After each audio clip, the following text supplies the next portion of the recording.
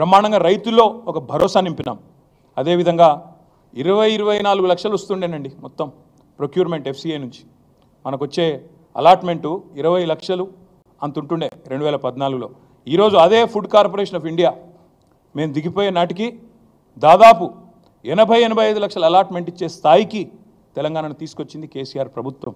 మేము చెప్పడం కాదు, NCRB డేటా ప్రకారం, national crime records bureau data ప్రకారం భారతదేశంలోనే సూసైడ్స్, రైతుల ఆత్మహత్యలు ఎక్కడ తగ్గినాయి అంటే తెలంగాణ అని చెప్పి పార్లమెంట్లో కేంద్ర ప్రభుత్వమే స్వయంగా చెప్పిన పరిస్థితి, పత్రికలు రాసిన పరిస్థితి. This is what we have done. రైతుకి ఏం చేసిండు కేసీఆర్ అంటే, 10 ఏళ్లలో భరోసా నింపిండు, వ్యవసాయ విస్తరణ చేసిండు, మొత్తంగా రైతుకు పెట్టుబడి ఇచ్చి, కడుపు నిండా కరెంట్ ఇచ్చి, ఫ్రీగా నీళ్ళు ఇచ్చి, నీటి తీరువా రద్దు చేసి, భూమి శిస్తు రద్దు చేసి, ఇవన్నీ కూడా తీసేసి రైతులో ఒక భరోసా నింపి, చెరువులు, కుంటలు ఎప్పటికప్పుడు నింపేది మేము. ఒక పద్ధతి ప్రకారం, ఒక వ్యూహం ప్రకారం వ్యవసాయ స్థిరీకరణ వైపు మరి ముందుకు పోయినాం. కాబట్టే ఇలా తెలంగాణ రైతు మేము దిగిపోయినాడు బాగుండే. కానీ మీరు ఏం చేస్తున్నారు ఈరోజు? ఆంక్షలతో మీరు ఒక్క మాట అంటా ఉన్నారు, వ్యవసాయ స్థిరీకరణ చేసే క్రమంలో మేము చూడలేదు. రైతు పెద్దవాడా, చిన్నవాడా, రైతు ఉద్యోగ, ITPIయా, మేము చూడలే అవన్నీ. తెలంగాణ రైతు ఎవరైనా రైతే. ఎందుకంటే రైతు కింద మళ్ళీ రైతు కూలీలు ఉంటారు, ఆయన చుట్టూ ఆధారపడ్డ ఒక ఈకోసిస్టమ్ ఉంటుంది. వాళ్ళందరూ బాగుండాలంటే చిన్న పెద్ద అని కటింగ్లు పెట్టాలి, కొర్రీలు పెట్టాలి, ఆంక్షలు పెట్టాలని మేము చూడకుండా రైతును రైతుగా చూసి వ్యవసాయ స్థిరీకరణనే లక్ష్యంగా మేము ముందుకు పోయినాం. కాబట్టే తెలంగాణ ఈరోజు పంజాబ్ను, హర్యానాను తలదన్ని వ్యవసాయంలో, వరిధాన్యం ఉత్పత్తిలో భారతదేశంలో అగ్రభాగాన ఉన్నది. కానీ మీరు ఇవాళ పూటకో మాట, రోజుకొక కొత్త ఆంక్ష. మీ మంత్రివర్గ సహచరులే చెప్తున్నారు కదా, ముఖ్యమంత్రి అసలు 100% రుణమాఫీ కాలేదు, ఇది బోగస్ అని చెప్తున్నారు. ఒకరోజేమో విచిత్రమైన మాటలు. మీకు ఒక చిన్న ఎగ్జాంపుల్ చెప్తాను. ఎన్ని విచిత్రమైన మాటలు అంటే, 17,14 మందికి రుణమాఫీ కాలేదని ఒకరోజు అంటారు, 30 లక్షల మందికి కాలేదని రైతులు చెప్తా ఉన్నారు. అందుకే మేము క్షేత్రస్థాయిలో కూడా పరిశీలనకు పోయినాం. లాస్ట్ ప్రెస్ మీటింగ్లో మీకు చెప్పాను, కొడంగల్ నుంచే ప్రారంభిస్తామని చెప్పాను. నేను కొడంగల్ డేటా మొత్తం తెచ్చిన. కొడంగల్లో ఒక మండలి చెప్తాను, మీరు కూడా బోర్ కావద్దు, మొత్తం డేటా ఇస్తా చూసుకోండి. కోస్గి అని ఒక మండలం ఉంటుంది, ఇప్పుడు అందులోకెళ్ళి ఇంకో మండలం కూడా ఏర్పాటు చేసింది, కోస్గి ఉమ్మడి మండలం. గుండుమాల్ మండలం అని ఇంకోటి అందులోనే మా ప్రభుత్వం ఉన్నప్పుడే ఏర్పాటు చేసినాం. కోస్గి అనే మండలం ఒక ఎగ్జాంపుల్ చెప్తాను నేను మీకు, దాన్ని బట్టి మీరు అర్థం చేసుకోవచ్చు. ముఖ్యమంత్రి సొంత నియోజకవర్గం పరిస్థితి. కోస్గి ఉమ్మడి మండలంలో మొత్తం 4 బ్యాంకులు ఉన్నాయండి, 5. 2 SBI బ్రాంచులు ఉన్నాయి, 2 తెలంగాణ గ్రామీణ వికాస బ్యాంకులు ఉన్నాయి, అదేవిధంగా 1 Mahabubnagar DCC bank single window, మొత్తం 5 బ్యాంకులు. ఈ 5 బ్యాంకుల్లో మొత్తం కలిపి ఉన్న ఖాతాలు ఎంత అంటే 20,239. 20,239. 3 విడతలుగా ముఖ్యమంత్రి నియోజకవర్గంలో ఈ కోస్గి మండలంలో ఇప్పటివరకు ఎంతమందికి రుణమాఫీ అయింది అంటే, అది కూడా పాక్షికంగానే అయింది, మొత్తం కాలే, 8,527 మందికి మాత్రమే అయింది. 3 విడతలుగా. ఏదైతే ముఖ్యమంత్రి ఉదరగొడుతుండో ప్రచారం 100% అయిపోయింది, ఓడిచిపోయింది, ఇక పాలాభిషేకాలు, వెంటనే నాకు విగ్రహాలు పెట్టండి అని చెప్పి ఏదైతే మాట్లాడుతున్నాడో, మొత్తం జరిగింది ఎంత అంటే మంత్రి సొంత నియోజకవర్గం కొడంగల్లోని కోస్గి మండలంలో 20,239 మందికి గాను 8,527 మందికి మాత్రమే అయింది. సరే, కొంతమందికి డౌట్లు ఎక్కువ కాబట్టి నేను పేర్లు కూడా చదివి వినిపిస్తాను. కోస్గి మండలం భక్తిమల్ల అనే గ్రామంలో 988 మంది రైతులు, బుజ్జారం గ్రామంలో 579, మీర్జాపూర్లో 641, ఆమ్లికుంటలో 528, ఇట్లా మొత్తం 26 గ్రామాలలో 20,239 మంది రైతులు. మా డేటా ఇక మొత్తం ఇక్కడ ఉంది, మీకు ఇస్తాను. రైతుల పేర్లు, వాళ్ళ అకౌంట్ నెంబర్లు. ఇది ఒక్క కొడంగల్, ఒక్క కోస్గి, నాట్ కొడంగల్, ఇది ఒక్క కోస్గి, ఒక్క మండల్ కథ. ఇదే కథ, ఇది ముఖ్యమంత్రి నియోజకవర్గం కాబట్టి కొద్దిగా ఎక్కువ చేసినాము. ఇంకా ఇంతకంటే వరస్ట్గా ఇవాళ ప్రతి ఊరిలో, ప్రతి మండలంలో పరిస్థితి, వాస్తవ పరిస్థితి ఉన్నది. ఇంకొక మాట కూడా మీకు చెప్తాను, వీళ్ళు ఎంత మోసగాళ్ళు, ఎంత దుర్మార్గులు వీళ్ళని చెప్పడానికి ఈ మాట చెప్తా ఉన్నాను. వీళ్ళు చెప్తారు, రేషన్ కార్డు మీద ఒకవేళ 2-3 ఉంటే కుటుంబంలో ఒకళ్ళకి చేసిన మొదలని చెప్పిండ్రు.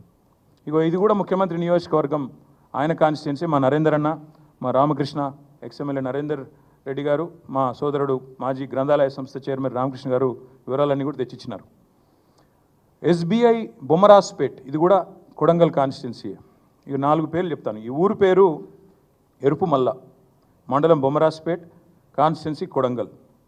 ఇక్కడ ఒక కుటుంబం ఉందండి, కోట యాదగిరి గారి కుటుంబం. ఆయన కుటుంబంలో 4 కుటుంబ సభ్యులు ఉన్నారు. కోట యాదగిరి గారి పేరు మీద 1,60,000 రూపాయల రుణం ఉన్నది. ఇది ఎస్బీఐ బొమ్మరాజ్పేట్. కోట శారద ఆయన సతీమణి, ఆమె పేరు మీద 1,60,000 ఉంది. వాళ్ళ కొడుకు అశోక్, పెద్ద కొడుకు, ఆయన పేరు మీద 1,84,000 రూపాయలు ఉంది. ఇంకో కొడుకు అభిలాష్ కుమార్, ఆయన పేరు మీద 1,50,000. అకౌంట్ నెంబర్లతో సహా నేను ఇస్తాను మీకు. ఒక కుటుంబంలో ఒకవేళ 2-3 ఉంటే మొదలు ఒకరికి మాఫీ చేస్తాం, తర్వాత మిగతా వాళ్ళకి చేస్తామని మీరే చెప్పినారు. ఇది ముఖ్యమంత్రి నియోజకవర్గం, ఎరుపుమల్ల అనే గ్రామం, ఎస్బీఐ బొమ్మరాజ్పేట్, కోట యాదగిరి గారి కుటుంబం. కావాలంటే మీడియా కూడా పోయి విచారించుకోవచ్చు, వాళ్ళ అకౌంట్ నెంబర్లతో సహా ఇక్కడ ఉంది. ఇది మొత్తం కొడంగల్, ఇది ఒక మండలం చరిత్ర. ఇది బొమ్మరాజ్పేట మండలంలో ఒక రైతు కుటుంబం యొక్క వ్యవహారం. వాస్తవాలు ఇట్లా ఉన్నాయి. వీళ్ళ డైలాగులు బిల్డప్ ఏమో ఇట్లా ఉంది. అందుకే మేము ఈ ప్రభుత్వాన్ని డిమాండ్ చేసేదల్లా ఒకటే, పాస్బుక్లో పేరు చక్కగా లేవని, లేదా ఉద్యోగులని, ఇవన్నీ ముందు చెప్పలేదు కదా మీరు. ఉద్యోగులకు ఇవ్వమని చెప్పారా మీరు ముందు? ఉపాధ్యాయులు ఉద్యోగులు ఇవాళ మాకు మెసేజ్ పంపుతా ఉన్నారు, అన్న మా గ్రూపులలో చర్చ జరుగుతున్నది, చాలా మోసం ఇది, ఉద్యోగులను మోసం చేసిండు, ఉపాధ్యాయులను మోసం చేసిండు, ముందు చెప్తే బాగుండు కదా అని చెప్తూ ఒక ఉద్యోగ మిత్రుడు నాకు ఫోన్ కూడా చేసి మాట్లాడినాడు. ఆయన అన్న మాట, అన్న మరి రుణమాఫీకే ఇన్ని కథలు పడుతుండు, మరి రేపు రైతు బంధు కథ కూడా గింతేనా, అందులో కూడా కోసి పారేసులేనా అందరినీ అడుగుతాను. నేను పక్కా చెప్తున్నా, ఈ పచ్చి మోసగాళ్ళ ప్రభుత్వం ఇది, దగా ప్రభుత్వం. 49,000 కోట్లకెళ్ళి కథ మొదలైంది, ఇవాళ 7,500 కాడ ముగిసింది. 49,000 కోట్లు అన్నారు డిసెంబర్లో మీరే, ఇవాళ 7,500 అంటే 7వ వంతు, 1/7 ఇంత మోసం. అందుకే నేను అనేది, డిసెంబర్లో 49,000 కోట్ల రుణాలు ఉన్నాయి, వ్యవసాయ రుణాలని చెప్పింది మీరా కాదా? ప్రభుత్వం చెప్పాలా. 49,000 కోట్ల రుణాలు ఉన్నాయని చెప్పిన మాట వాస్తవమా కాదా? రైతుల ఖాతాల్లో 7,500 మాత్రమే పడ్డాయని చెప్పింది కూడా మీరా కాదా? చెప్పాలా ఈ ప్రభుత్వం. అదేవిధంగా నాకైతే డౌట్ వస్తూ ఉంది వీళ్ళ వ్యవహారం చూస్తూ ఉంటే. చచ్చినోడి పెళ్ళికి వచ్చిందే కట్నం అన్నట్టు 7,500కే ముగించే చక్కర్లో ఉన్నట్టున్నారు వీళ్ళు చూస్తుంటే. 7,500కే పరిసమాప్తం చేయాలి. ఇక మనం చేసిన కాడికి అభిషేకాలు చేయించుకున్నాం, పాలాభిషేకాలు, ఇది కథ బంద్ చేస్తే ఒడిచిపోతుందని మీరు అనుకుంటున్నారు. కానీ రైతుల తరపున కొట్లాడడానికి బీఆర్ఎస్ పార్టీ ఉన్నది. తప్పకుండా ఈ కోతల రాయుడి ప్రభుత్వం ఏదైతే ఉందో, ఏవైతే కోతలు పెట్టుకుంటూ వస్తున్నారో చాలా జాగ్రత్త కోతలు పెడుతున్నారు. మీరు చూడండి, డిసెంబర్లో 49,000 కోట్లట, జనవరి వచ్చే వరకు అందులోకి 9,000 కోట్లు ఎగిరిపోయినాయి. ముఖ్యమంత్రి స్వయంగా చెప్తాడు, నేను కడుపు కట్టుకుంటే 1 సంవత్సరం చాలు 40,000 కోట్లు ఇచ్చేస్తా. ఇది ముఖ్యమంత్రి మాట. అంటే 9,000 కోట్లు ఎగిరిపోయినాయి. మళ్ళీ తర్వాత పార్లమెంట్ ఎలక్షన్లు అయిపోయినాయి, డబ్బల ఓట్లు పడ్డాయి, మళ్ళా గొంతు మారింది. మళ్ళీ ఏమంటారు, క్యాబినెట్లో 31,000 కోట్లు చాలు, మళ్ళీ 9,000 కోట్లు ఎగిరిపోయింది. క్యాబినెట్లో 31,000 కోట్లు. తెల్లారి బడ్జెట్ పెట్టారు జూలై లాస్ట్ వీక్లో, అందులో 26,000 కోట్లే, 5,000 కోట్లు ఎగిరిపోయింది. మొన్న ఏం చెప్పినారు, 15th ఆగస్ట్కి 17,900 కోట్లు ఇచ్చినామన్నారు. అప్పుడు ఎంత ఎగిరిపోయింది? 26లో 8,000 కోట్లు ఎగిరిపోయింది. మళ్ళీ నిన్న బట్టి గారు సావు కబురు చల్లగా చెప్పిండ్రు, 17,900 కోట్లు ఎక్కడిది, ఇచ్చింది 7,500, 10,000 కోట్లు ఎగిరిపోయింది. ఎక్కడ 49, ఎక్కడ 40, ఎక్కడ 31, ఎక్కడ 26, ఎక్కడ మళ్ళీ 17,900, ఎక్కడ 7,500. ఇగో ఇది వీళ్ళ మోసాల పరంపర, వీళ్ళ కోతలు. అందుకే ఈ కోతల రాయుళ్ళ ప్రభుత్వాన్ని తప్పకుండా తూర్పారబడతాం, రైతుల తరపున ఖచ్చితంగా ఎండగడతాం. ఎవరైనా చీటింగ్ చేస్తే మనని వ్యక్తులుగా మనం పోయి పోలీస్ స్టేషన్లో చీటింగ్ కేసు పెడతాం. మరి లక్షలాది మంది రైతులను చీటింగ్ చేసిన ఈ ప్రభుత్వాన్ని ఏం చేయాలి? చీటింగ్ కేసు పెట్టాలా? ఏం చేయాలి? లక్షలాది మంది రైతులు ఆలోచించాలని చెప్పి నేను కోరుతా ఉన్నాను. 4 కోట్ల మంది తెలంగాణ ప్రజల సాక్షిగా చెప్పేది, ఈ 70 లక్షల మంది రైతులను ఖచ్చితంగా ఈ ముఖ్యమంత్రి వెన్నుపోటు పొడిచిండు, మాయ మాటలతోని మభ్యపెట్టి తడిగుడ్డతో గొంతు కోసిండు. 100% నిజంగానే నువ్వు చెప్పినట్టు రుణమాఫీ చేసుంటే ఎందుకు తెలంగాణ ఇవాళ రైతుల నిరసనలతో అట్టుడుకుతా ఉంది? ఇక రైతుల నిరసనలు పెరిగంగానే ముఖ్యమంత్రి గారికి ఒక టాక్టిక్ అలవాటైంది బాగా, అటెన్షన్ డైవర్షన్ టాక్టిక్. ఏదో ఒకటి చిల్లర భాష మాట్లాడాలి, బజారు భాష మాట్లాడాలి, మాట్లాడి దానివైపు దృష్టి మలచాలి. దరిద్రం ఏంటంటే ఆయన బూతులు మాట్లాడతాడు, నికృష్టంగా మాట్లాడతాడు, దాన్ని రాసేవాళ్ళు ఉన్నారు, చూపెట్టేవాళ్ళు ఇంకా అదో పైశాచిక ఆనందం. కేసీఆర్ని తిట్టంగానే చూపెట్టి సంబరపడే కొన్ని మీడియా సంస్థలు, కొన్ని అందరిని అంటలేను, ఇక అదో రోగం ఉంది ఇక్కడ ఈ రాష్ట్రంలో.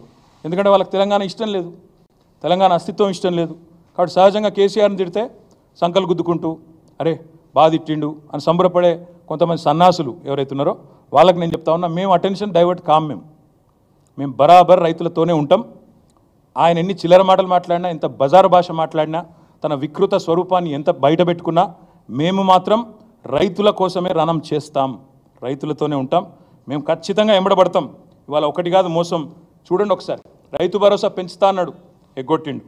రుణమాఫీ అన్నాడు, మోసం చేసిండు. బోనస్ అన్నాడు, బోగస్ అయిపోయింది. కానీ వదిలిపెట్టం, ఇచ్చేదాకా ఎంబడబడతాం.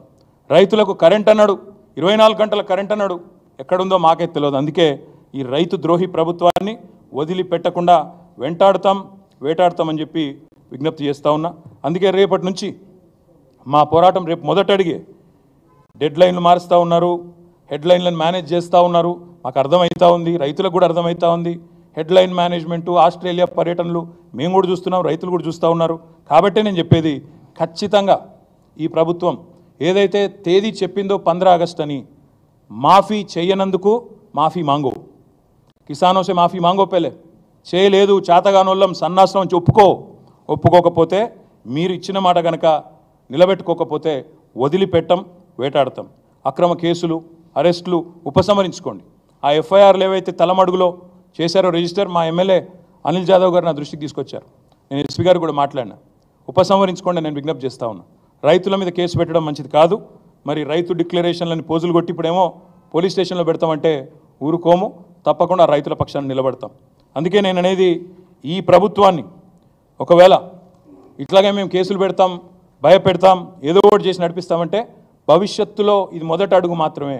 భవిష్యత్తులో అవసరమైతే జైలు బరో కార్యక్రమాన్ని కూడా పిలిపించేదాకా కూడా వెనుకాడం, వదిలిపెట్టం. ఎంతమందిని పెడతావు జైల్లో? లక్షలాది మందిని పెడతావా? రైతులని లక్షలాది మంది మా కార్యకర్తలను పెడతావా?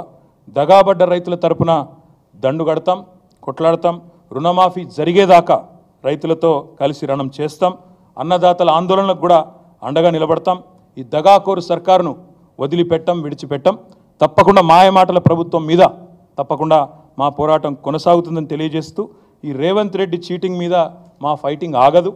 ఆయన డెడ్లైన్లు మార్చి హెడ్లైన్లు మేనేజ్ చేసి తప్పించుకుంటా అనుకుంటే మా అటెన్షను, మా ఏకాగ్రత దెబ్బ తీయలేరు. తప్పకుండా ఈ రుణమాఫీ జరిగేదాకా బీఆర్ఎస్ పార్టీ రేపటిది మొదటి స్టెప్ మాత్రమే. నేను ఈ డేటా మొత్తం కూడా మీకు ఇస్తాను. ఈ కొడంగల్ డేటా ఇస్తాను, పరిశీలించుకోండి. కొండారెడ్డిపల్లె డేటా అడిగాం, ముఖ్యమంత్రి సొంత ఊరు. అక్కడ కూడా 30-40% కూడా కాలే, మా బాలరాజు గారు చెప్తా ఉన్నారు. కానీ బెదిరిస్తున్నారు, బ్యాంకు మేనేజర్లను బెదిరించుడు. బీఆర్ఎస్ వాళ్ళు అనౌన్స్ చేసినారు, కొండారెడ్డిపల్లి వస్తామన్నారు, కొడంగల్ వస్తామన్నారు, ఇస్తే మీ తాట తీస్తాం అని కలెక్టర్లు ఫోన్ చేసి బెదిరిస్తూ ఉన్నారు. ఇదేనా రాజకీయం? అవసరమైతే మా బాలరాజు గారు నేను రిక్వెస్ట్ చేస్తూ ఉన్నా, రైట్ టు ఇన్ఫర్మేషన్ చట్టం ఉంది, సమాచార హక్కు చట్టం ఉంది. సమాచారం ఇవ్వడం అనేది, తప్పకుండా తీసుకోవడం అనేది మన హక్కు.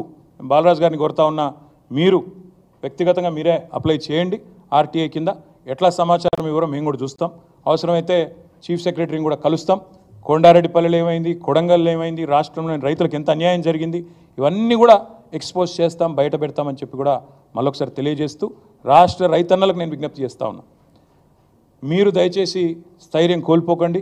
ఈ మోసగాళ్ళు ఏదైతే మిమ్మల్ని వంచిస్తూ ఉన్నారో, మీరు స్థైర్యం కోల్పోకుండా మీ తరపున పోరాటం చేయడానికి బీఆర్ఎస్ ఉన్నదనే మాట కూడా విజ్ఞప్తి చేస్తూ మీ అందరికీ ధన్యవాదాలు.